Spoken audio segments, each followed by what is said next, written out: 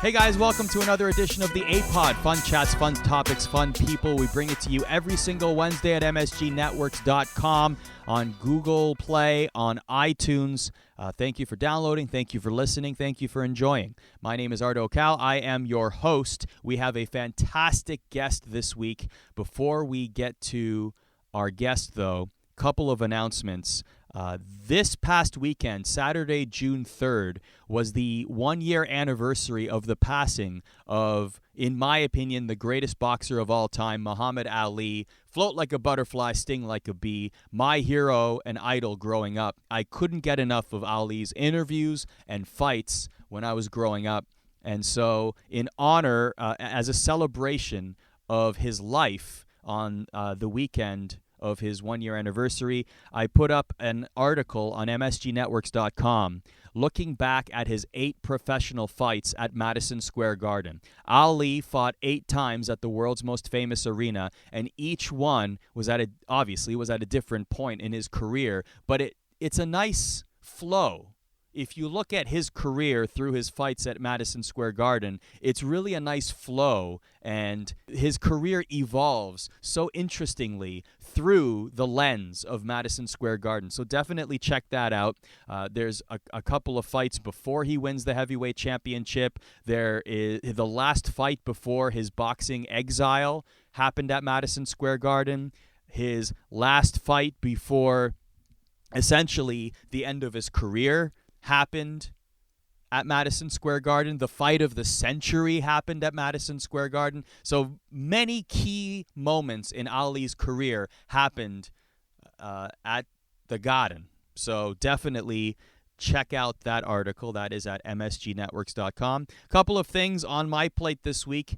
Tuesday, I was lucky enough to conduct a social media seminar at the Emmy Awards offices in New York City. The National Academy of Television Arts and Sciences wanted to thank them, their team there, for having me and my partner in crime, Denise Naughton, who is the executive producer of Celebrity Page, which is on Reel's channel and syndicated across the country. Her and I, she's also a consultant for social media, particularly Facebook Live. So her and I tag-teamed a social media seminar that happened at the Emmy Awards offices. It was a ton of fun. Thank you very much for everybody who came to the offices to check out the seminar live and watched it on Facebook Live.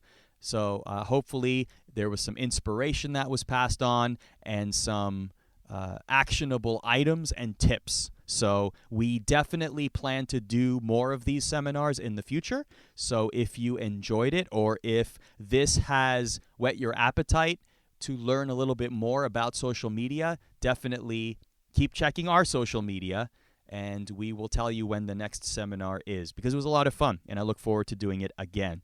Thursday, I will be co-hosting a gala for Make-A-Wish. Very excited about this. It's called Power of a Wish New York Gala, and again, on Facebook Live. We will be hosting the red carpet. I have my tuxedo ready. Very excited about this. Looking for a little accessory that I can make my own. Hashtag the little things. So I'm on the search for that. Maybe the cufflinks will be the accessory that I choose. It's probably going to be the cufflinks, actually. Yeah, I'm pretty certain it's going to be the cufflinks. I already have some selected. I'll tweet them out on Thursday. But I'm really excited about this. Make-A-Wish is an organization that I feel very passionately about. I am a volunteer with Make-A-Wish. I have gone through the wish-granting training, the speaker training, and I have gone to a few events on behalf of Make-A-Wish, and I always try to volunteer as much time as possible with them because I believe in the power of a wish and the positivity and hope that it brings to not only the families of these terminally ill children, but the children themselves, because so many of them, through the power of this wish and the positivity and the hope that it brings to their lives in this moment of need, they go on to beat the disease or illness that they're fighting and live amazing lives, and this becomes such a powerful memory. I've heard countless stories from people who tell me, whether it was themselves or a sibling or a best friend who went through something similar, and Make-A-Wish granted one of their wish, whether it was go to Disney World or meet a celebrity, whatever it was, that stuck with them for the rest of their lives and became a huge reason for them to keep fighting and overcome. So I definitely believe in the power of Make-A-Wish and the positivity that it brings to not only the children but the family. So very happy to be volunteering with them and very happy to be co-hosting this gala. And my co-host is going to be Morgan Radford, who is an NBC News correspondent. I never worked with Morgan, so I look forward to that.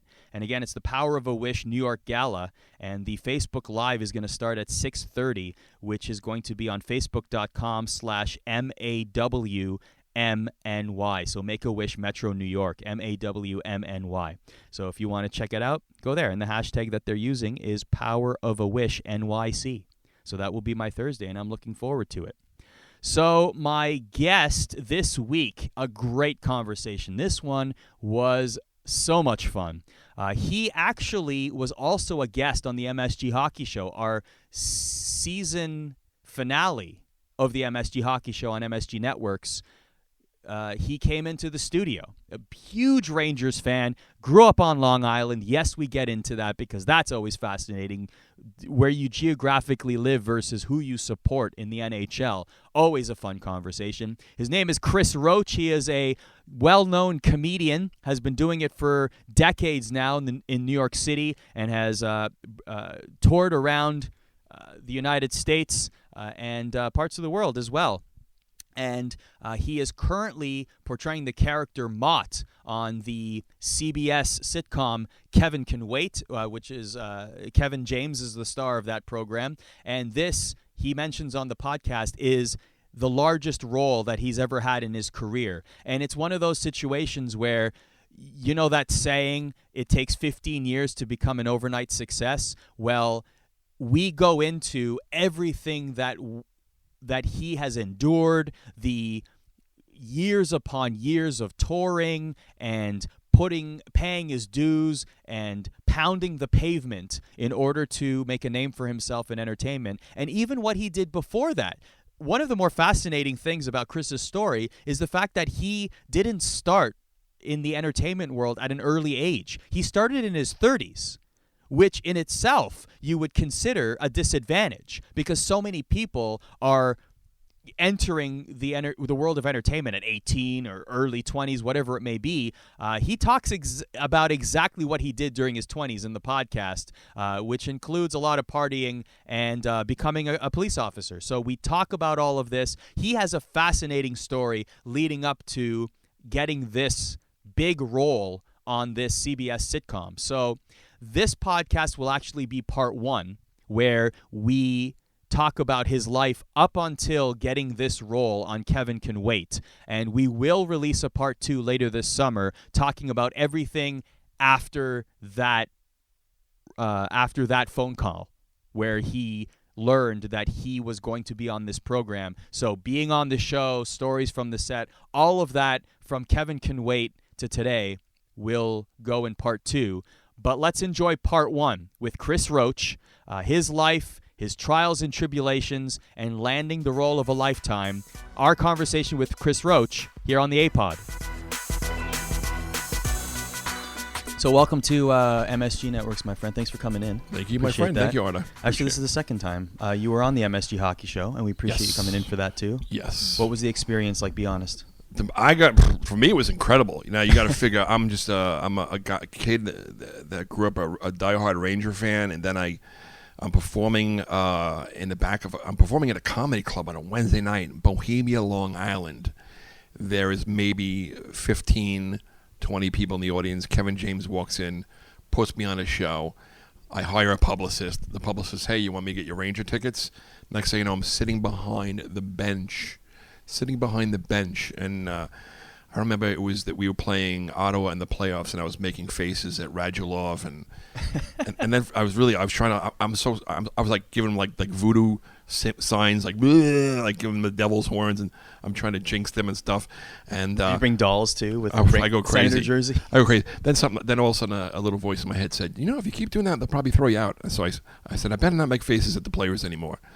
And I was 2-0 in the playoffs this year. That's all I'm saying. So I got a good record in the playoffs. And but the experience on your guys' show was phenomenal. Well, first of all, I come into this waiting room. I get to meet you guys, and who's standing there? Ron Duguay.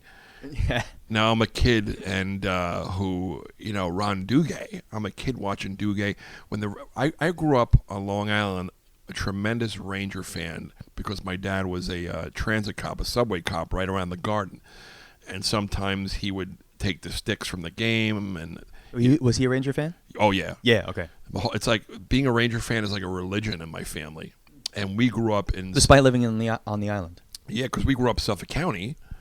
And I remember being a Ranger fan as a kid when the Rangers were winning. I mean, the Islanders were winning the Stanley Cups, and we were 4 kids. My dad was a city cop. Money was a little tight. I didn't own any Rangers jerseys, pucks, shirts, but everybody knew what a big Ranger fan I was. So when the Rangers lost to the Islanders, it was tough going to school the next day. It was tough, especially in the playoffs. I remember the Kenny Morrow goal and all these moments in my life that were just devastating. The Don Maloney, or was it Dave Maloney, the high stick goal where everybody freaked out. They said it was a high stick and the Rangers won that game. Yeah. It was Dave, because I remember sitting in class and I used to have a fight with some guy from another period on the desk. He'd write, that was a high stick. I'm like, shut up, you baby. Like we were having these fights on the, when you write on the desk, we were having fights, and I never even knew who it was. But the desk was Twitter at the time. Yeah, that's funny. That's funny. Can I have that for my? Thanks. Yes, you can. As a stand-up comedian, that's actually pretty funny. The desk was Twitter. It really was. I remember one time a teacher pulled me out of lunch, out of the cafeteria. She goes, "Come with me." And she walks me to the janitor's office. We get Ajax and paper towels, and she made me scrub the desk clean. That, and I think like a couple other desks as punishment, because she saw I was going back and forth. And then it got to a point where me and this girl were like, I remember we were passing notes, but we would stick them under the desk in between periods and stuff like that. So, yeah, the desk was Twitter back then. Now, if that becomes the name of a future Netflix special, yes, I might ask for a couple tickets to the show. I'll have you as a producer. Yeah, can I have a producer credit? Yes. Okay, great. I'll give you a producer credit. The desk was Twitter. Chris Roach live at Beacon Theater whatever it is. The desk was Twitter back then. So that's amazing. So, how old were you when you went to your first game? I must have been, I'm going to say 10. I think I started watching the Rangers when I was, I got to figure out how old I was. I must have been like 7 or 8, and I was watching them because I was at a relative's house for a party, and the older men were in the TV room. Of course. I heard a bunch of screaming, and I ran in there, and there was this guy wearing a red, white, and blue jersey, and he was punching the heck out of another guy, and he was, after he fought that guy, he chased another guy. So then I went back out inside and played, and like 10 minutes later, I hear screaming coming from the TV room. I run back in, and it's the same guy going after the whole bench of the other team. And I said to my dad, "Who is this guy?" I was mesmerized how he was going after everybody. And my dad said, "That's Nick Fotiu." Oh, yes. So then I started watching Ranger games. Because I wanted to see who is this guy going to go after next. Because he was like, when Nick Fotiu had his eyes set on you, he was like a man possessed. And I'll never forget when we traded him to the Atlanta Flames. I'm pretty sure they were Atlanta Flames back then. Mm-hmm. That when he started coming after us, it was pretty scary. I bet. It was a weird feeling, like, oh, he's coming after us now. And to this day, whenever I played hockey, I wore number 22. And on Long Island. Because of Nick. Yeah. And on Long Island, people said to me, "Oh, what are you, a Mike Bossy fan?" I'm like, "No, Nick Fotiu." Which then ignited a whole... Oh, forget it. Forget it. Have you met Nick? He's a great guy. He's typically at the games, too, which is great. I have not met him yet. No. I have not. You gotta make that happen. Yeah, and everybody I talk to like, "Oh, he was here yesterday." I'm like, "Oh."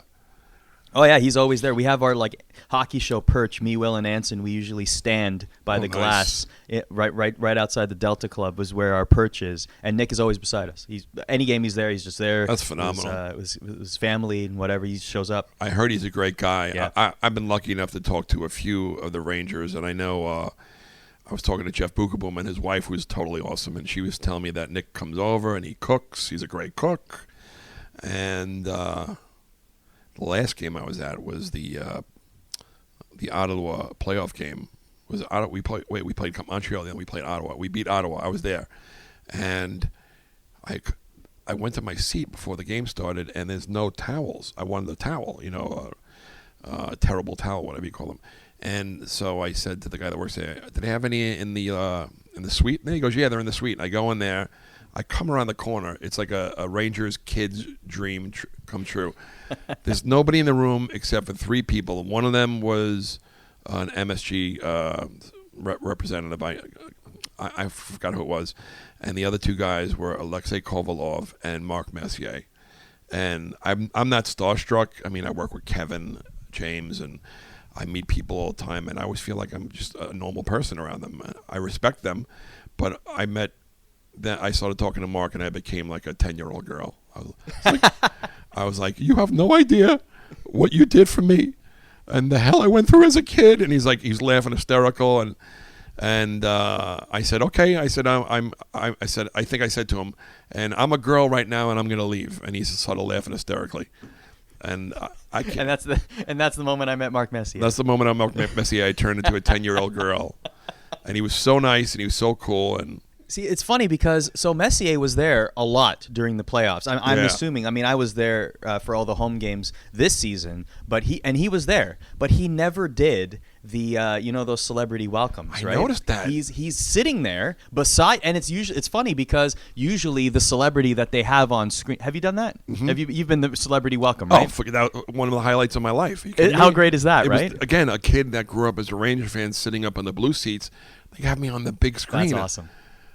I want to get into that in a second, but okay. to go back to the story, like he'll be sitting beside whoever the celebrity welcome is. Yeah. You know what I mean? Yeah. It'll be like Alexei Kovalev is in the audience, and they do this whole spiel about him in 94 and all this stuff. And then just off camera to the left of him is the captain of that team.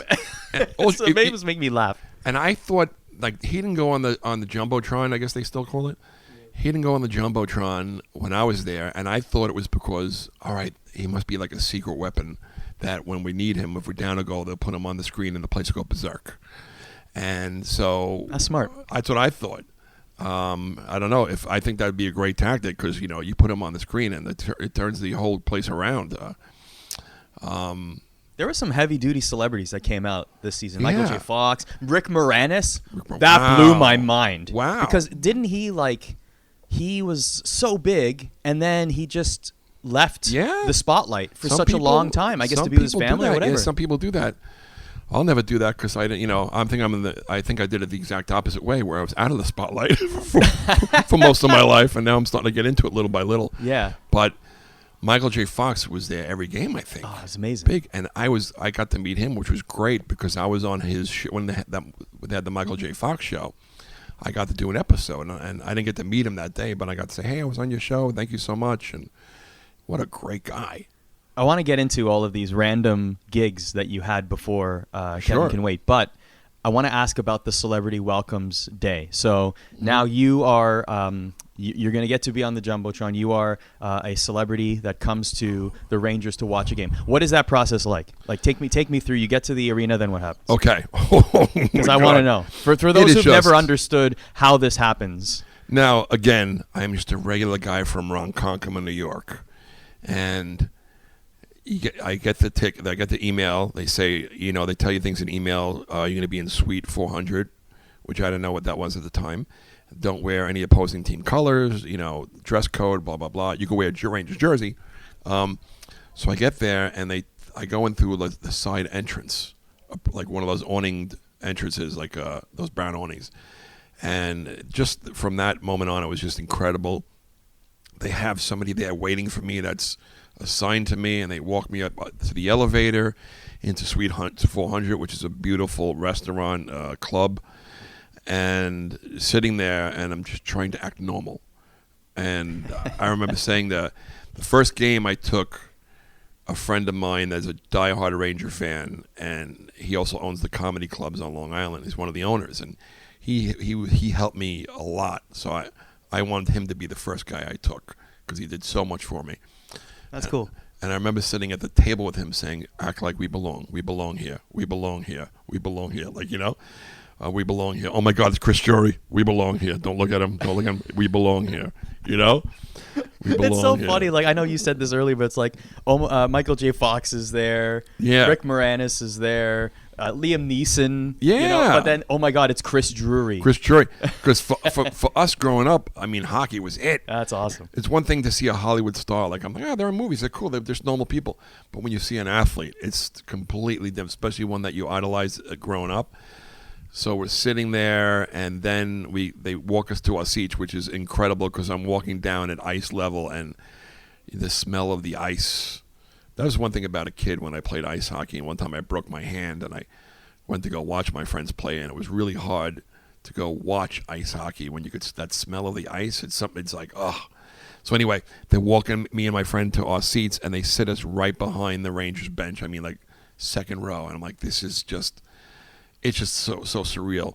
And then... and that's usually the section where all the other celebrities are yeah. as well, right? Yeah. Like, I always see Chef Ann Burrell there. She's been on the show. She's great. A couple people I met, a couple of celebs I became friends with, like Chef Ann and I exchanged numbers, and we became friends. Justin Pugh from The Giant, we became friends. And so, I always envision there's like a secret Facebook group of the Celebrity Ranger fans, and you guys just That's a good idea. That's a good idea. And you guys are just like buds and talking like, who's going to the game? It could be like our high school desk where instead of writing out, hey, Ann, what's going on?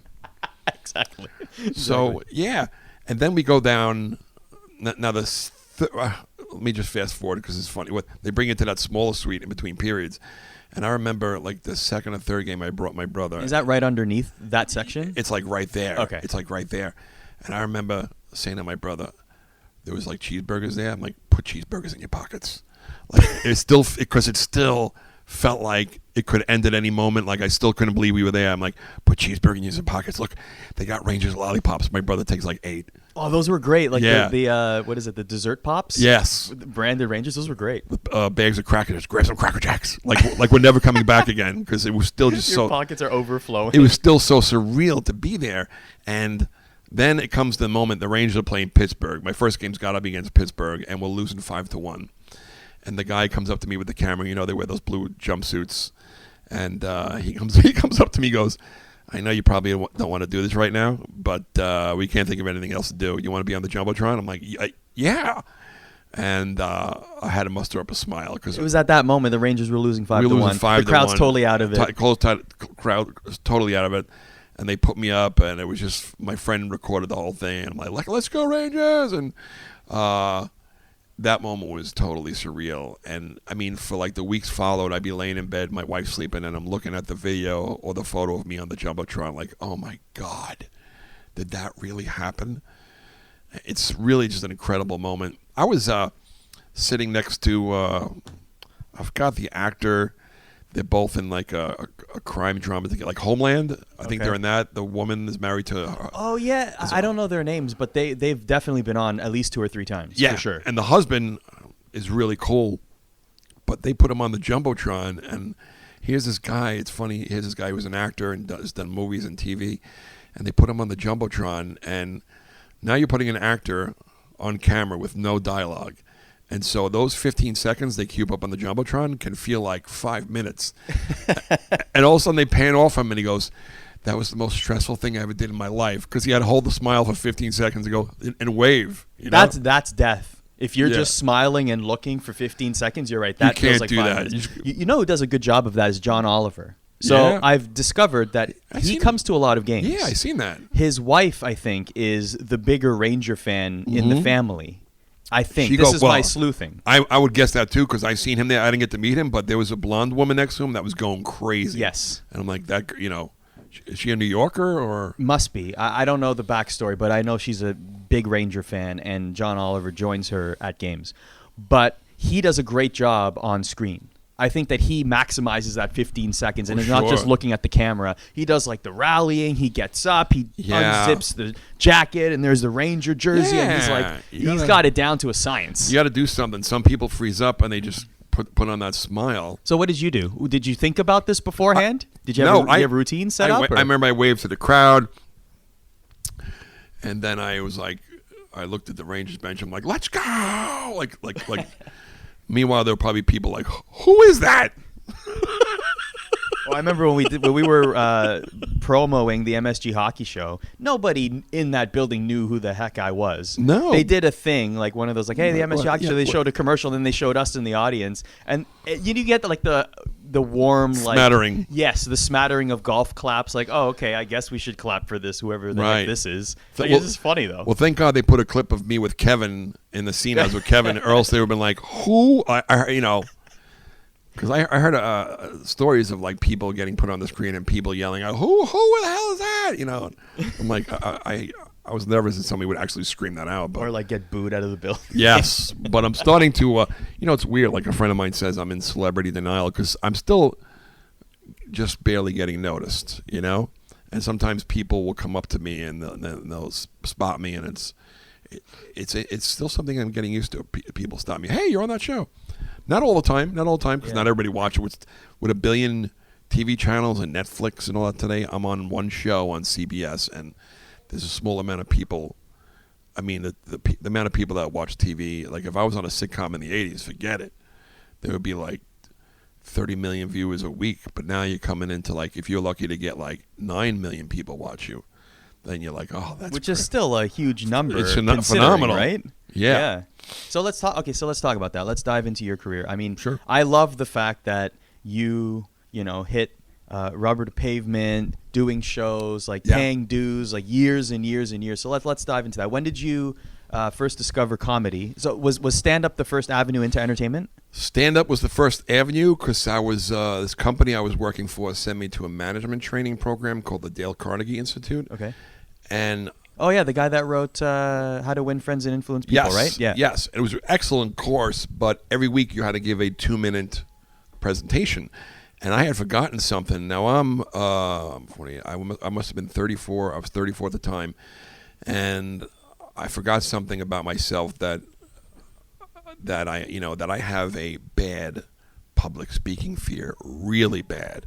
Really? Really bad. My sister has it too.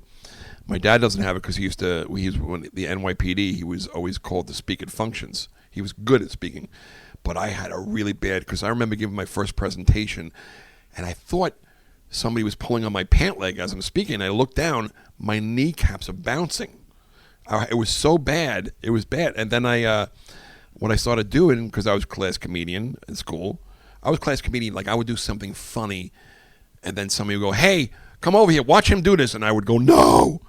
Now all of a sudden I had an audience, and so I realized I had a really bad problem, and it was that moment like I want to face this problem. I'm gonna conquer it.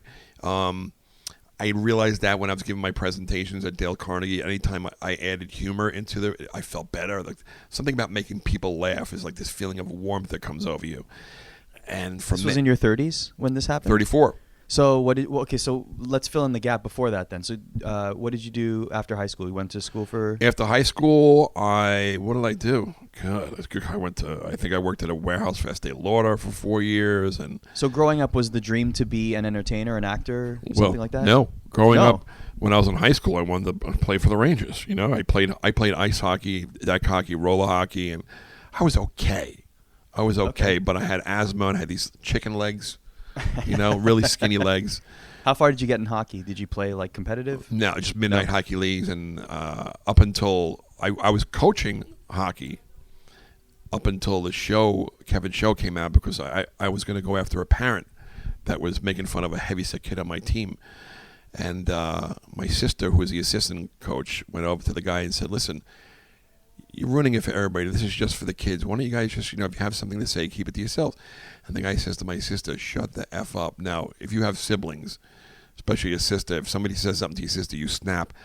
I remember saying to the guy, "I will beat you with your kid." And wow. Yeah, I was so angry. And my oldest brother, who is the hothead of the family, grabbed me and goes, "Dude, you have a TV show coming out in 2 months. You can't be doing this stuff anymore. You're going to be on CBS." And I said, "You know what? You're right." And my coaching days kind of ended right there. So that was before the show came out. That was before the show came out. Uh-huh. But in my 20s, man, I got to tell you, in my 20s, I just worked. So you didn't have a dream to be an actor or a comedian growing up. It was an athlete. You loved hockey. Loved hockey. Okay. in my 20s, I pretty much just worked bullcrap jobs and just enough money. In my 20s, it was two things: women and beer. And all I did was go out to bars, So you're living fast. clubs, working out, living fast. At my 20s, I pretty much just partied. I guess it's a quick. I just partied in my 20s. My 30s, I met my wife, and I started growing up, and got to get serious. I tried the NYPD for a couple of years, and that was not for me. It takes a certain person, and I'm too much of a nice guy. I was writing people tickets. It was killing me to write somebody a ticket. So you were a police officer Yes. for a while. Oh wow, you 3 went years. through the whole training. I went through Wow. I got to tell you, going through the NYPD Academy is it's like something I'm proud of, because I went through it at the age of 28, 29, and it was hard because I was not in the best shape cardio wise. I used to work out the weights, but cardio, man, they ran you calisthenics like crazy, and also I had never gone to college before, so now I'm in this paramilitary organization where I'm not only am I working out, but I'm also taking college courses in sociology and law and social sciences. And the first test I failed. I failed the first test because it was, for me, just getting up, and your equipment had to be a certain way. You had to meet on the muster deck. Your hat had to be like 2 finger lengths above your nose. It was like all these little things. Very strict. Yeah. Even today when I watch TV and I see a cop, I'm like, I'm like, first of all, I see the tie clip, and I knew the Ranger has the NYPD tie clip. I knew I was going through the academy, the NYPD, watching TV, they have that tie clip. And when I'm on TV and I'm watching it, I could tell, like, if it's too low or if it's too high, and little things like that bother me, because I just learned that through the academy. And I made it through the academy, and it was a great accomplishment for me, because I got to admit, I didn't think I was going to make it. But I turned it around, and I got into the studying, and I got like a 94 on my next test. And I went out into the streets, and my father said I should have got, he says, I had a choice to pick what precinct I'd go to, and my father said I should have picked Midtown South. I said I picked one closest to home, and it was a slower precinct, and when it's slower, they henpeck, like, hey, your shoes aren't shined, I'm going to write you up. But Midtown South over here, you show up for work, and they're like, hey, thanks for showing up, Because there's so much to do, so much activity. Okay. So I don't know if I told you, my dad is a cop, right? A retired cop. My 2 brothers are retired NYPD. My sister's retired NYPD, and my brother-in-law. So the whole family NYPD, and I come in on the goofball of the family. Well, I was going to ask, so why didn't you follow them sooner? Like, I guess, did you need to get the partying out of the system, or what? You know what? I came close. When I was 21, I was supposed to go. That's when Mayor Koch was the mayor, and I was supposed to go into the academy, and he ended up canceling the class. Okay. Now, when you're going for the whole investigation thing to become a police officer, you have to take a medical. They call it the major medical. And after 1 year, the major medical expires. So he had canceled 2 classes in a row to the point where enough time went by that my major medical expired. So I decided, I'm like, I'm not going to do it. And then I just partied for like 8-9 years. And then I woke up one day, I'm like, this is getting old, and I'm going to be 30 soon, and what am I going to do with my life? And so I tried being a cop, and it didn't, it just... How long were you a cop? About 2.5 years. 2.5 years? And the whole writing a ticket, like my brother Tommy was highway. Now, when you're a highway cop, in order to stay in that detail, which is a nice detail, you have to write, like, say, 120 summonses a month. So that's the thing. There is a quota. People say there's not. Wait. They call them. It's not a quota. It's a suggestive goal enforcement. A suggestive goal enforcement. Now, as a. But how suggestive is it, though? I'm going to explain to you. Okay. Ready? This is really good. I'm going to tell you about road therapy. Okay, please. Okay. Now, as a regular cop coming out of the academy, your suggestive goal enforcement is 20. So 20 tickets a month? Yeah, 20 tickets or summonses. Okay. We weren't allowed to call them tickets. They weren't tickets. So one of the best summonses that you could write is when you saw a guy driving down the street with no headlight, because it was a win-win. You get your ticket, and he fixes it. He don't have to pay the money, so there's less guilt. So I remember being in Jamaica Avenue, Queens, where I'd pull some guy over, and he would go, "Man, I'm just trying to go home. I got pulled over 4 times." Because cops see if cops see you without a headlight, it's like they get excited because that's an easy summons. And that's an unlimited number of summons? Like if 4 different police officers see the headlight. Oh, they can only get one summons. Only one summons. Okay. Yeah, but he's annoyed. He's just trying to get home. And, Got you. And cops are like, they smell blood. Like, oh, Right. there's an easy one. Get him. Okay. So I remember there was one, it was getting the end of the month, and I had only like 14 written. So what they do, I only had 14 summonses written. So what they do is they take the sergeant. They send him out with you. Roach, go write that guy for peeing on the tree. I'm like, Sarge, he's just got to go to the bathroom, Sarge. Roach, go over there and write. I'm like, all right. I go over to the guy. I'm like, hey, man, I'm sorry, but I got to write your summons. Can I see your ID? And it was just, I felt so bad. Roach, go write that guy. He's double parked. He's parked in front of a Chinese food place, running in to get his food while his baby girl's in the car. And I got to write the guy's summons while his daughter's rolling down the window going, hi, officer. I'm like, it would kill me. And I was unhappy. So anyway, it takes a certain person to takes be a able certain to do person, that, right? like my brother, highway. Now, if you don't make your suggestive goal enforcement, they give you what's called road therapy. Now, what road therapy is, they find out where you live. They look on a map. They look on a map of where you live. Now, let's say you live in Queens, right? In Rosedale, Queens. They're like, what's the furthest precinct from his house? And they transfer you to that precinct. Oh no! So next thing you know, you're working in Staten Island. You're crossing a bridge, paying a toll, sitting in more traffic. It's called road therapy. So that's one of the clever brutal. things. Yeah. There's also road therapy, and they also call something called the silent hammer. The silent hammer, okay, is not road therapy, but next thing you know, you're standing on a corner at 3 o'clock in the morning, like a high crime corner. You're alone, and you're on foot, and you're like, what am I doing here? Like nobody yelled at you. Nobody told you did anything wrong, but you're standing on that corner, and after maybe a few hours of you like going, what's going on? You go, oh, I pissed somebody off. It's called the silent hammer. All right. I see how it is. So 2.5 years go by. It's not for you. You quit the force, and then what do? Then I go back to my old job, which was, this is funny enough, I managed a chain of adult entertainment stores. You must have some stories there. Oh, now guys would come in and go, hey, Roach, you working in the porno store? I'm like, guy, it's not a porno store. It's an adult entertainment store. I took it very serious because we built it and I helped design it where when you walked in, we wanted men to come in. We didn't want the raincoat people. We wanted men to come in with their girlfriends because they always say, what do they say? Sell to the, what's that saying in retail? Like sell to the woman, close to the man, or whatever it is. They know that, we had a little living room area where the men could sit and watch TV while the women went around and spent money. So when you walked in to the place, it was like Victoria's Secret. It was classy. And then in the middle, it became like a Spencer's Gifts, like gag gifts, funny games. But then as you got towards the back, things started getting a little risque, And I did that for like 7-8 years. And then one day I said to my wife, I don't know if we were married at the time. I said, you know what? It's just not funny anymore. It used to be a funny job when I was in my 20s and up until I was like 32 or something like that. I said, it's just not funny. I'm surprised it stayed funny for 7 years. You know what? It was just a job. Yeah. And I never dealt.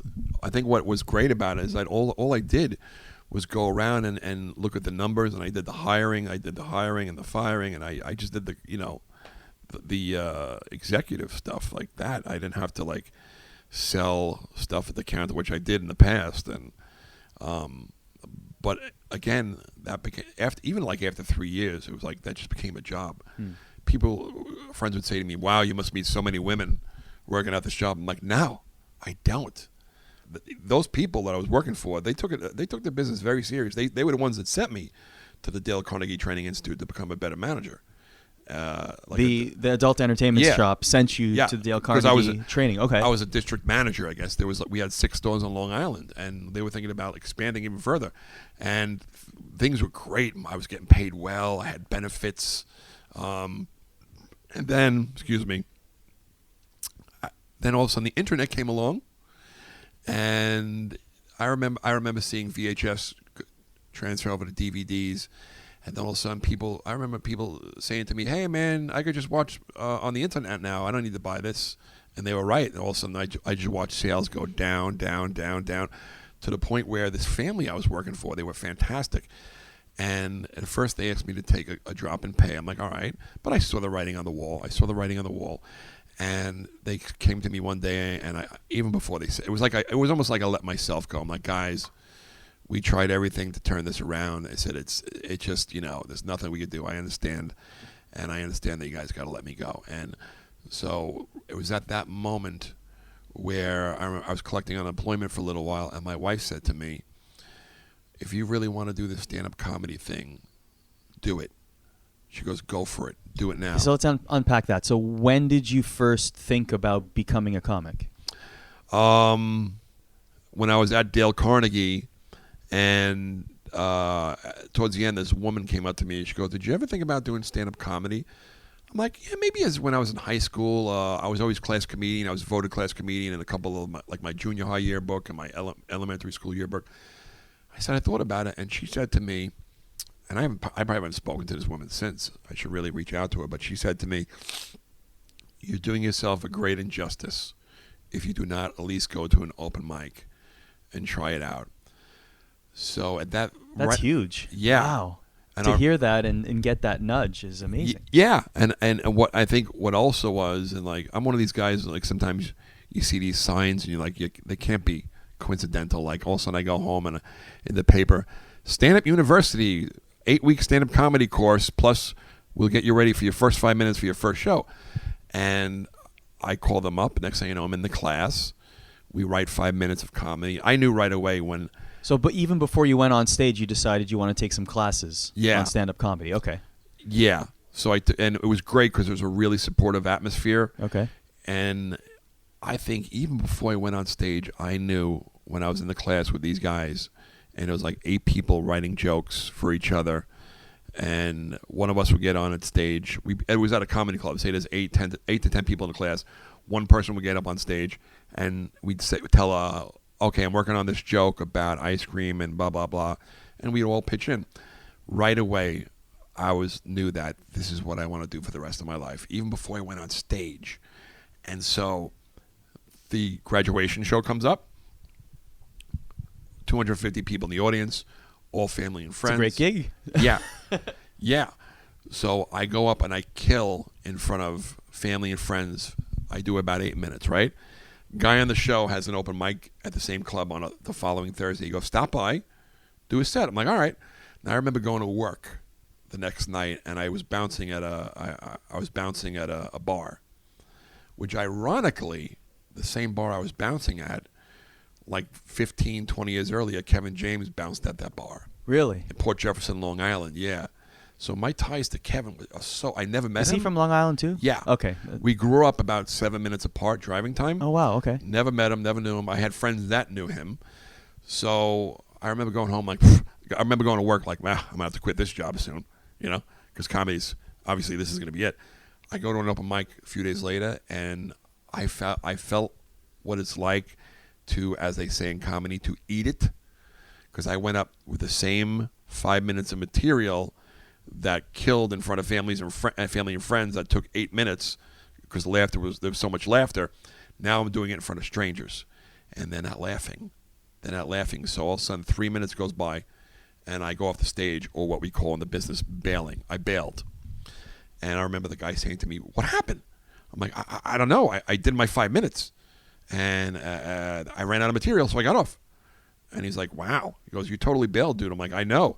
And when I went home that night, I said to myself, I want to make a room full of strangers laugh like I made my family laugh that night. And it took a while. So you didn't, it didn't discourage you? The first gig you do, not in front of family and friends, you bomb. Nobody's laughing. Right. You bail, like you say. Yeah. But instead of taking that as, I'm not good at this, I'll never do it again, you took it as motivation to keep going. Wow. Motivation, because then I started meeting other comedians or aspiring comedians, and we all start, like 3 or 4 nights of the week, we're doing these horrible bar shows. Horrible. How old are you at this time? Can I ask? I think I was 32, 33. Okay, so a few years ago. 32, 33. Okay, so now you're building your name up. Yeah. On the island. Now I'm like in the comedy scene. now I'm late 40s for you listeners, just so they get an idea. Now I'm late 40s. Yeah. So I'm going to these bar shows where basically wherever they put you up, you go, and a lot of times it's bar shows on like a Tuesday night. You go up like in between musicians or something, but I started bonding with these guys and girls, and we would go into diners afterwards, like 8 of us, and we would write jokes with each other. And that period, those early days of going to the diner, those 2 years, I think it was, I put on like 20, 30 pounds just from sitting at the diner and eating diner food and drinking sodas. And next thing you know, I'm writing fat jokes. So do you remember the first joke that you wrote that really did well on stage? And yeah, it was about my dad. Okay. And my dad loves when I make fun of him on stage. Like a few years back, he says to me, you know what? Because I'm giving you carte blanche, whatever you want to do, go, make fun of me, say anything about me on stage. He loves it. He loves it. So my first job was about, growing up on Long Island, my dad being a city cop. I said my father worked in the subways of New York City for 32 years. He worked in the subways so long that when he retired, to make him feel comfortable at home around the house, we would pee in the hallway. And that was my first joke, and he loved it. Nice. Yeah.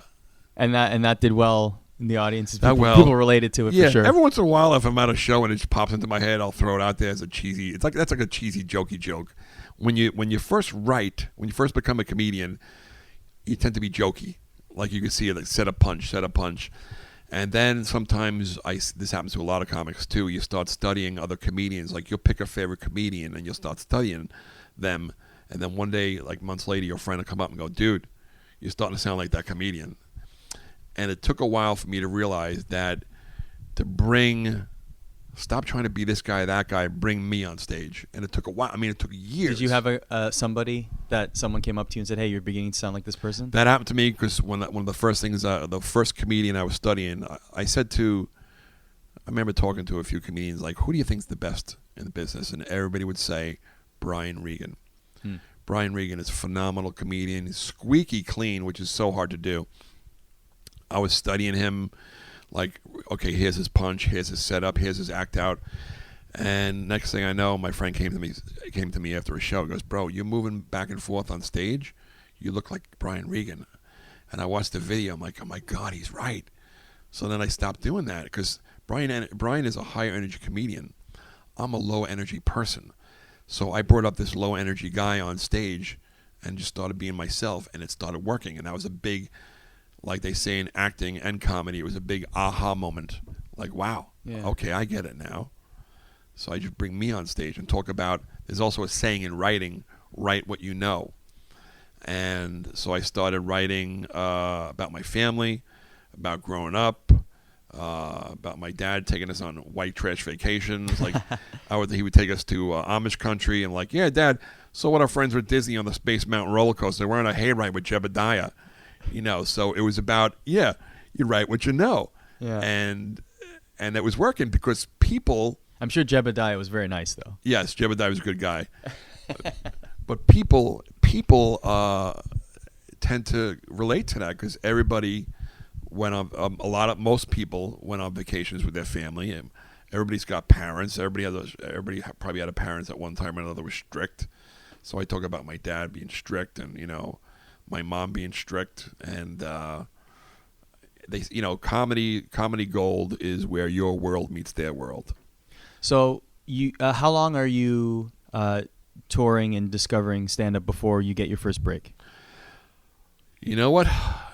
I also made a pact with myself that it would never be about the money. So for you don't get paid. Like a lot of people are so delusional. They come into this business, new comics, and they literally say to you, when does the money start coming in? And I'm like, bro, if you're in for the money, get out right now, because it can't be about the money. For years, I didn't get paid for years. I was just glad. Once in a while, somebody would throw you $50, and you're like, what's this for? Yeah. Oh, for the show you just did. I'm like, you're going to pay me? Like, you would just like, I would have done it for free, But now now you start to, as you get seasoned, and you start to realize, all right, listen, now I'm going to start requesting money because I've been working hard for years, and now I have an agent. Now I have an agent. Now I have a manager, and that's just incredible. It's an incredible thing when I look back at the journey to this day. Yeah. You know, to be sitting here with you in the Madison Square Garden studios, which is phenomenal. You're walking by like it's no big deal. I'm like, oh my God. Well, that's I'm here all the time. What? That's Mark Messier on the wall. There's a picture of Mark. Oh my God. Yeah, but I would feel the same way if I was on the set of Kevin Can Wait. I'd be like, wow, this is awesome. I watched this show on CBS. This is amazing. You know? It is pretty cool. I'll have to get you on set too. It's pretty cool. That's cool. When did you start doing random acting gigs? Because, by the way, thank you for posting your IMDb on your Twitter account, because when I was researching you, there is another Christopher Roach. Yes, and I'm still trying to work that out. Oh, you are? Okay, because that was the first one I found, and I was like, oh, you grew up in Rochester? How'd you become a Rangers fan? And I am not 37. And you're not 37 years old, and you didn't work on Big Brother. Big Brother, yeah. And now I've talked to my publicist. Thank you. Now I'm aggravated. I'm sorry. I talked to my publicist 3 times. 3 times about this. I'm like, dude, you got to work this out. Is it Wikipedia? Is it Google? His resume. Open a can of worms. Yeah. That's what you're Chris Bryan Roach, right? Yeah. To distinguish, I started using my full name, and this guy's resume and my resume are kind of clashing. I'm like, I never did this. I never did this. I never did that. And he must have the same thing. It's like, I never played a mental patient on a soap opera. What is this? So that's funny because, believe it or not, you are not the first guest on this podcast to have been on One Life to Live. That's great. Isn't that hilarious? I love it. So Howie Rose's daughter, Alyssa, who I've become great friends with, she got her first big break on One Life to Live. Oh, what's her name? Alyssa? Alyssa, yeah. Alyssa Rose. I was hoping her middle name was Matteau. Apparently she gets that a lot. As soon as people discover that she's Howie Rose's daughter, that's the first thing that or put it in the books is like the first things that come up. Yeah, my hair's raising on my arm. We'll talk about Matteau later. Oh yeah, my neighbors. I must have terrified my neighbors the amount I was screaming when the Rangers scored. Yeah. Anyway, that's another story. So she was on the show like 6 months before it got canceled. So she was in line to get a big push, I guess, or like just a elevation of her character on the show, and then the show got canceled. I didn't know that. Yeah, I didn't know that. Yeah, that was my first acting gig. Yeah, and that I started acting probably like 2 years after I started doing stand-up comedy, and I went to this woman, this acting coach, who had a huge reputation of working with comedians. Like she worked with Ray Romano, and she worked with all these comedians. So all I heard was when I first started doing comedy was Joanna Bexon. So I went to Joanna Bexon, and did you care about acting at all? Like, did you? No, I wanted to be better on stage.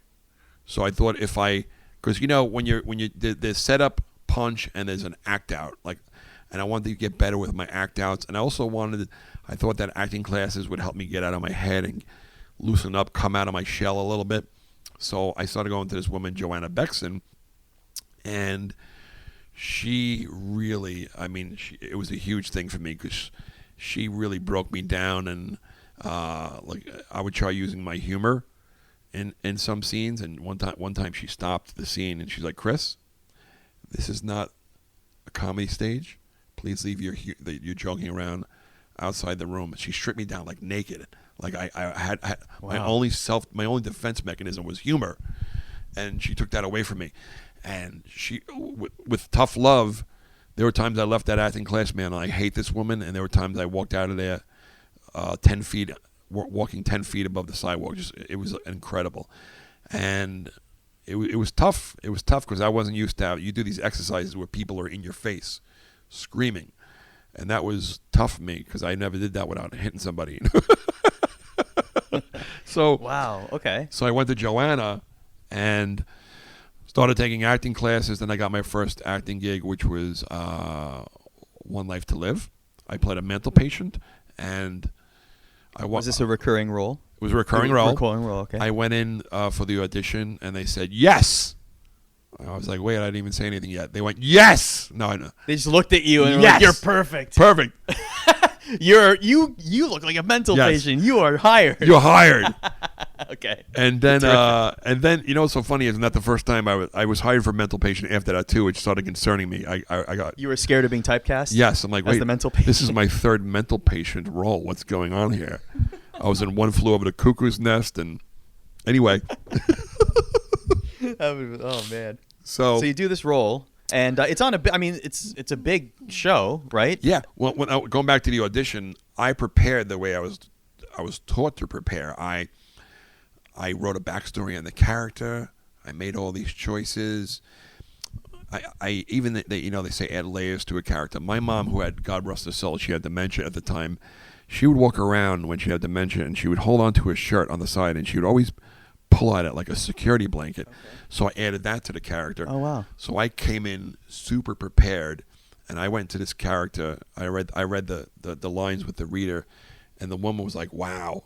She goes, "That is phenomenal, but this is a soap opera, and you got to back it up. You got to pull it back a little." She goes, "It's daytime TV.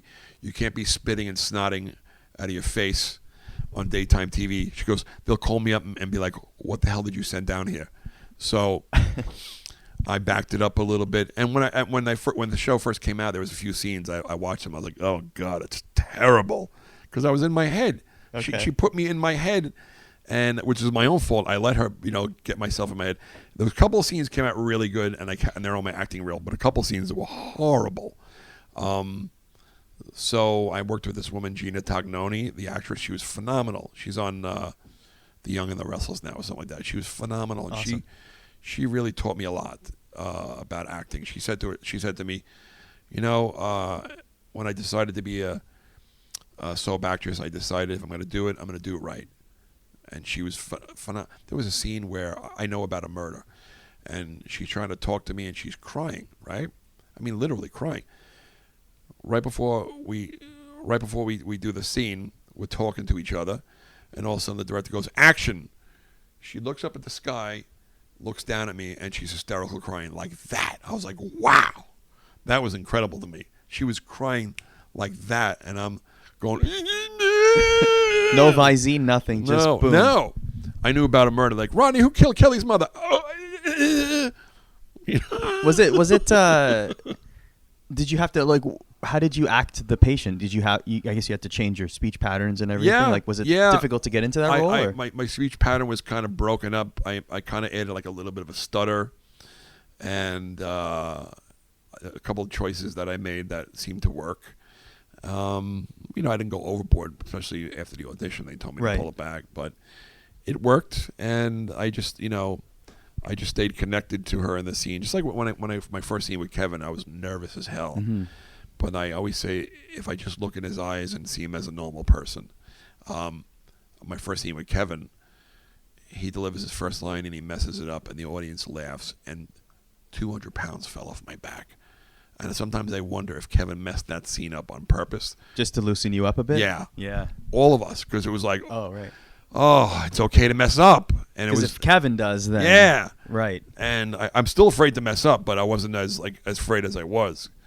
Because I'm like, oh, it's okay. You could just back up and do it again. So we're going to get to Kevin Can Wait, but I want to fill in the gaps here. So you do One Life to Live. It's a recurring character. So where's your career at when that wraps up?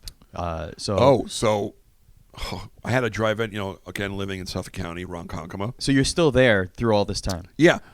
My wife and I drive in to get the script. You had to drive into CBS, and you had to literally sign for the scripts. Now, my manager was freaking out. She's like, oh, my God, this is a recurring character. This could last for months, and which means she got all good payday. Uh-huh. I go there. My wife pulls up out front. I run in. I sign for it. I get in the car. I said, you know what? I'm going to drive. You read the script. And I'm driving. I'm driving back home, and all of a sudden my wife goes, uh-oh. And I go, what? She goes, they kill you. Terrific. Your character's killed off. How many episodes in was this? I was about 5 episodes in. And I thought one of the hardest parts about being on that show was playing dead. There was a guy. Did you take it personally? I've heard stories where some actors take their characters getting killed off personally, or it was an attack on them. It was my first job, so I'm like, all right, this is soaps. People die all the time, and they'll bring you back next year. I thought maybe they could bring me back as Rodney's twin brother, and So one of the toughest parts, there was this guy, his name is Michael Easton. He played the role of John McBain. Now, anybody that knows soap operas, they know him. He's on General Hospital now. He's a heartthrob. Okay. He talks with a very smoky voice like this, right? Now, I'm working with him for weeks, 5 episodes. And all of a sudden, my character gets killed. I'm on the floor. He's putting his finger on my neck to take a pulse, and he goes, I'm going to find out whoever did this to Rodney. And all of a sudden, I start going, I break out in laughter. Cut, Chris, you can't laugh. You're dead. I'm like, I'm sorry. Well, something happened to his voice. It just got to me, like this smoky voice, because he'll talk just like, hey, man, what's going on? All of a sudden, action. Hey, what's up, baby? Yeah. And so nothing like real life at all. No. Great guy. It always bums me out when I meet an announcer, like a play-by-play guy, whose voice doesn't match in real life. That's funny. How they sound on TV. That's funny. It's always interesting, right? Yeah, because stand-up comedy now, like I'm flying out tomorrow for Omaha. They fly us out on Wednesdays. We work Thursday through Sunday, okay. 6 shows. And they fly us out on Wednesday night because we got to do media in the morning. We got to do radio. So I have a radio interview set up for Thursday morning. Which is also interesting, trying to be funny on a Thursday morning at 7 a.m. when I just woke up at 5 a.m. That's another thing. And when you're doing media interviews, it's almost like, especially in markets like that, they're sort of going to ask you, right? Yeah, you're a comedian. Be funny. Yeah. And you give us a joke. See if we laugh. I've heard stories where, I do these radio shows with these guys and like, oh, man, you were great. Sometimes we had a comedian here a couple weeks ago that fell asleep in the middle of the interview. Because as comedians, we're night owls. Isn't part of becoming a comedian wanting to be a night owl and stay up till and then wake up at noon? My wife sometimes, she's like, I want you to go to bed at a reasonable hour. Like she wants me. See, I can get a good sleep schedule by Wednesday. I'm going to bed at like midnight. And then all of a sudden, the Thursday, Friday, the adrenaline from the show, and I'm up to like 4 in the morning. And my sleep schedule's off. But getting back to the media, the reason I brought that up is because the radio DJs in New York, they talk, I think, somewhat like they sound. Then all of a sudden you go out west, Midwest, and people are like, hey, how you doing? This is Bob. And I'm like, I want to say to the guy, nobody talks like that on radio anymore. Like you say, hey, Chris, okay, so we're going to do this interview, and I'm going to ask you this question. Okay, you ready? Hey, this is Bob and Bebop at the Boo Bob Bob WKRP. And I'm looking like, in Cincinnati, yeah, I'm like, who the hell are you? They still do that radio voice from the 70s. WNBC. Who is this guy? I love that still happens, though. That's amazing. Yeah, WKRP. Hey, Chris, good to have you in the studio this morning, Chris. How you feeling today? I'm like, I just woke up. Great, tell us a joke. Why are you talking like that, dude? You're bugging me out, man. Is this real? So you die on One Life to Live. Yeah. R.I.P. Rodney. You move on. You're still doing comedy at this time. So this was what, 2010-ish? Yeah, I'd say around there. Around there. Okay. So and Kevin Can Wait happens years later. So give us the highlights in between there. You did the Michael J. Fox show. Michael J. Fox show. I did a commercial for some of New York gets Optimum Cable and some of them gets what's the other company? Verizon. So anyway, I did a commercial for Optimum Cable where I was dressed as a green pixel in a green spandex suit, and that commercial ran so much people would see me like on Jumbotron at MSG, wearing me and a couple other guys wearing different color spandex. So I did that commercial, which was really embarrassing. Oh, so the first time you were on during a Ranger game was not your celebrity welcome. It was this random commercial. Random commercial. I was a green pixel. Nice. With a pink pixel and a yellow pixel. And it was embarrassing. Nice. And I remember they gave me this green helmet to wear. And I said, guy, helmet don't fit me. He goes, that's right, it looks funnier. So I got a helmet on the top of my head rather than on my head. It was just so embarrassing. But I did, I did that. I did a couple spots. I did a couple commercials. Like I did a Panasonic commercial, a vacuum commercial. Nothing really big. Okay. So a bunch of commercials. And then are your comedy gigs are getting bigger at this point? Comedy gigs are getting bigger. Okay. I'm starting to, there's 3 spots in comedy. There's the MC host. There's the middle feature, which you do like about 25 minutes. Easiest spot in showbiz, they call it, because you don't got to open the crowd. You don't got to take the bullet. and you're not responsible for bringing it home. You don't got to close it. So I was featuring for a while, and a buddy of mine by the name Chris Monty would take me with him. And this is the first time I worked out of the tri-state area. I'm in Carolina with him. I'm in Virginia, Maryland, still East Coast. And then little by little, I got up enough material where the comedy club on Long Island, the owner said to me, you know what, we're going to give you a night. You're going to do 45. Oh, wow. Okay. Yeah. He goes, you're going to do 45 minutes, which is the closer's got to do 45. And I was nervous as hell, but I just went up there and I somehow managed to get through it. Now it's to the point where 45 minutes, I enjoy 45 minutes because I feel like I'm hanging out with the audience. And I'm going to make them laugh, and I can talk about whatever I want. When they give you, sometimes you go to a club and they like, do 7 minutes. And you're like, oh my God, what am I 7 minutes? What am I going to say? And next thing you know, you're trying to get the most laughs you can in 7 minutes, and sometimes it could be stressful, 7 minutes. You're like, because if you're doing 45 minutes and 7 of your minutes you only get 4 laughs, it's okay. You're going to get them back. You got 45 minutes. But if you're doing 7 minutes at the Gotham Comedy Club here in the city, right, and you get 3 laughs, that's not good. 3 or 4 laughs is not good for 7 minutes. So let's get to Kevin Can Wait now. When did you first meet Kevin James? I met him in the green room of Governor's Comedy Club. And this is after he saw me perform at McGuire's. Now, again, Kevin. Oh, so he randomly, right? I've read this story. He randomly came in to one of your shows. Yeah, it was a Wednesday night. Okay. John Truson, who was the guy I took to the first VIP Rangers game, he's one of the owners of Governor's. He called me up on a Wednesday afternoon. He's like, "What are you doing?" I'm like, "Nothing." He goes, "Why don't you come down to McGuire's in Bohemia?" It was a Wednesday night. He goes, do a set. Colin Quinn's coming down to work out a new special. Colin Quinn, great guy. I just saw him do an hour randomly at Comedy Cellar. Is that amazing? Yeah. He is amazing. Like think about comedy, and I know I don't want to sidetrack, but think about comedy, and they say it takes you 10 years to write your first hour, and then you have to come up with your second hour in a year. And I'm still like working on my first hour, where Colin has like got like 7-8 hours of killer material out there. And a great guy.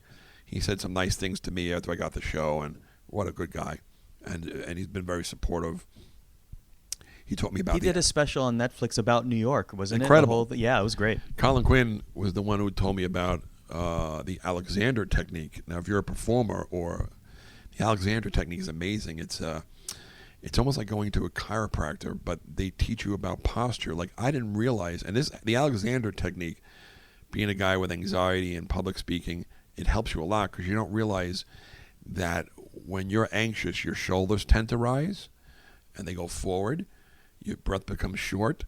They teach you how to stand properly and, walk with your legs independent from your toe. It's weird. They lay you on a table and they stretch you out, and they go, okay, now stand up. And you're like, oh my God, I'm 3 inches taller. It's weird, but this technique really helped me out a lot. So Colin Quinn, great guy. So it's Wednesday night, and I'm in the back of the room. Colin is he's getting ready I'm trying to think. Okay, so somebody else is on stage. The MC's on stage. Colin's like in the back of the room working on his notes, and I'm looking at my notes. I'm in the middle of the back of the room, and I see somebody walk in and sit down in the back, like 4 people. And I look, it's Kevin James, Rock Rubin, and 2 other guys. And you had no idea they were coming in? No idea. Okay.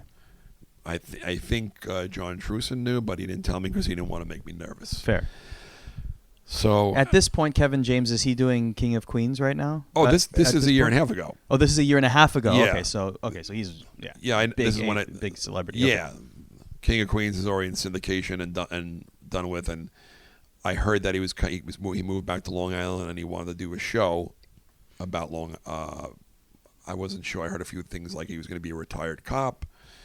Anyway, he walks in the back with Rock Rubin. They sit down, and I'm like saying to myself, "Oh my God!" The inner dialogue's going. I'm like, "Oh my God, what are you going to do?" Oh, okay.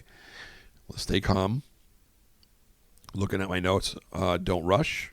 You're a low energy guy. Just show him who you are. And I went up there for 10 minutes, and I just did my thing. and I walked off stage, and the room's dark, and I didn't make any eye contact with him, and I just walked off stage and went to the back of the room, and Colin went up, and towards the end of Colin's set, they left. I guess to avoid any, sometimes big stars like that, they got to leave early before the audience bombards them, So I didn't know at the time, but I found out later on because Kevin's security guy, his head of security, turns out that he used to work with my brother in the highway department as a highway cop. Okay. Highway 3 in Queens. So I found out later on that was the moment where I got the part. I didn't know. Like a month, 2 goes by. Had he heard about you? Like he specifically came to the comedy club to watch No, he came to see Colin. They're friends. Okay. So he came to see Colin. Okay. So he discovered you that night. He discovered me. Wow. Yeah. So, and Danny Guire, who's a tremendous Ranger fan. Danny Guire is Kevin's security guy, and we became close friends since game number 2 of my VIP experience as a Ranger. I took Danny Guire because I'm like, I got to pay this guy back because I love that you remember stuff like that, though. Yeah. When you have this, invaluable experience, you're like, you know what? I want to give back to the people that helped me out. Help me out. So Danny Guire came to game 2. But at that moment, they were looking for a guy and the breakdown of my character was giant, long-suffering, father of 7. Now, oh man, I'm giant and long-suffering. So Danny looked at me on stage, and Kevin's watching me, and Danny leaned over to Kevin and said, "That's your guy." And I found all this out later, but because I had met Kevin like 2 months later at the green room. That's the first time I got to speak to him. He showed up to the green room at Governor's, and that was the first time I got to speak to him. And we hit it off. Sometimes you see these people on TV, and you're like, I hope they're somewhat like the character. Like I worked with Louis C.K. He's that guy. Yeah. He is that guy. And you're like, okay, that's who he is. Kevin is very much like the character, but maybe more laid back and shy. Maybe I could say shy or humble, whatever the right word is. Really good guy. And is he a hockey fan? He's not a hockey fan. He's not a hockey fan. He was supposed to go to a Ranger game with Danny, and Danny's daughter ended up getting injured in a gymnastics thing, but she's okay, thank God. But he was supposed to go to Ranger, so I'm hoping to get him to go to a Ranger game. I feel like we've been recording for over an hour. I feel like I'm going to save the Kevin Can Wait stories for the next podcast. We'll do another one. We'll do another one over the summer. Oh, yeah. I'll try to get you there. Maybe I'll try to get you on set. Oh, that's when you film, is the summer? We'll be back in August. Maybe I can get you on so we can do a podcast on set. That's awesome. Let's do that. Yeah, let's do That'll be part 2. So we'll save the Kevin Can Wait stories for that. But take me to the moment when you get the... So did you have to audition for it? I saw the audition come down on the breakthroughs, on the Actors Access, it's called. And I called my manager. I'm just like, get me this audition right now. In fact, get me the script for all 3 of the characters. He was looking for 3 friends. I'm like, I want all 3 scripts in case they say to me, go back out and read for this one. Now, initially they had me read for the character of Duffy, who's played by Lenny Venito. Okay. Ironically, Duffy is named after a friend of mine and Kevin that we have in common. And Tim Duffy was a NYPD guy. My brother lived with him in a bachelor pad. My brother was good friends with him, and tragically he passed in a car accident. But Tim would always say to me, I'm going to introduce you to Kevin. And it never happened. God rest his soul. But I auditioned for Duffy, and then the guy said to me, go back out. This character, Mott, he goes, go read this character and come back in 5 minutes. So I went in the lobby, and I'm reading the character, and it just right away, I'm like, oh, my God, this is me. This character just clicked, and I went in there, and it just felt good. And then, So, how long after meeting Kevin at that green room did this audition happen? I'd say a month and a half. Okay. And then I'm sitting at home one day. We have a guy, a carpet cleaning guy there. He's got a big machine. It's a truck out front. It's this big machine. It's loud as hell, and he's vacuuming our carpets. And my phone rings. This is my manager, and I pick it up. She goes, Kevin James is going to call you in 15 minutes. Be by your phone. Now I'm like freaking out, right? I tell my wife, and she goes, all right, calm down, take the car, and just go drive. This way you can have a nice, quiet conversation when he calls. I'm going to walk out the door. Now, the guy who's cleaning my carpets is a wide man. I would say, I think he was Guatemalan, wide, big guy, standing in my doorway. Sir, let me show you this product. He starts sprinkling powder down at my feet. He was trying to show me how he can clean my doorway. I'm like, guy, I can't look at this right now. I gotta go. He goes, no. Watch. Starts sprinkling this powder at my feet. I'm like, guy, you gotta get out of my way right now. He goes, no. Watch. And he's like scrubbing this, trying to show me how he's gonna get the dirt out of my carpet on the landing. And I turn around and I go, Diane! I call my wife and she comes running upstairs. She goes, sir, show me. He has to go. Please show me. And he moves out of the way and I run out into my car. And I drive up the block and I start driving I'm like, I'm just going to get a drink. And when they call, they call. And all of a sudden I see my phone ring and it's from California, zip area code. And I pick it up. Hey, Chris, it's Kevin James and Rock Rubin. What's going on? I'm like, hey, guys, what's going on? I pull to the side of the road, and I'm talking to them for like 10 minutes. I remember saying, thank you. I can't remember too much of the conversation. Hang up the phone, call my wife. They tell me they want me to be part of the show. They think I'm very funny. And I call my wife, and I wasn't expecting this. I called my wife, and she said, hello. I went, like a blubbering baby. She's like, breathe. What happened? Breathe. Is it good? I'm like, yeah. She's like, well, okay, breathe. Calm down. Breathe. Are you driving? Don't drive right now. Catch your breath. Okay. Listen to my voice. Catch your breath. I calm down. I tell them, they want me to be on the show. And that was just that. That was it. It was incredible. That's outstanding. Like a baby, I cried. I love it. And it's so great because, like, we just went through your decades of being on the road and all the things that you did, the commercials, being on a soap opera, and now the biggest, this is what you would consider to be the biggest role of your career, right? So it's everything I've been working for as an actor and a comedian. They all came together. It all came together at the right moment because not only am I acting, but I'm also performing on Fridays in front of a live audience. So being a stand-up comedian taught me to wait for the laughs to die down, and then you deliver your next line. Because I watched some of the other actors who were new to a live audience, and it took them a while, but they got it.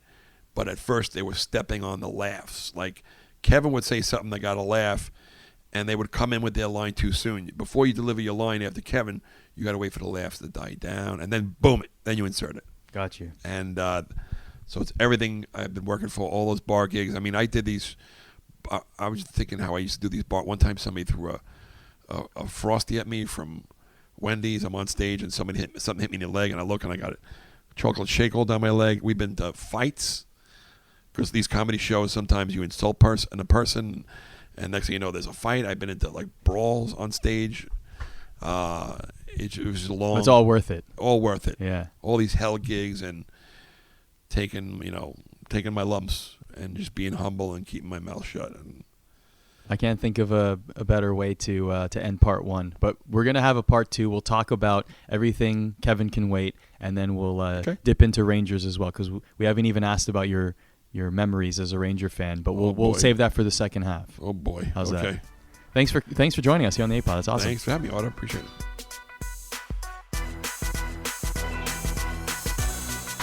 So thank you very much to Chris Roach for joining us here on the Apod. Definitely check him out if he's coming to your town. If you live in New York City, I'll probably be going to his next gig here in the city. So I'll see you there. If you're going to go as well, I'll see you at the next stand-up gig that Chris does. I'm definitely interested to check out him behind a microphone telling jokes, especially after this podcast, which to me was amazing. So I'm very happy that he was able to come on to the Apod. Definitely check out past episodes on iTunes, Google Play, and MSGNetworks.com. Check out my piece on Muhammad Ali's 8 professional fights at Madison Square Garden. That's up at MSGNetworks.com.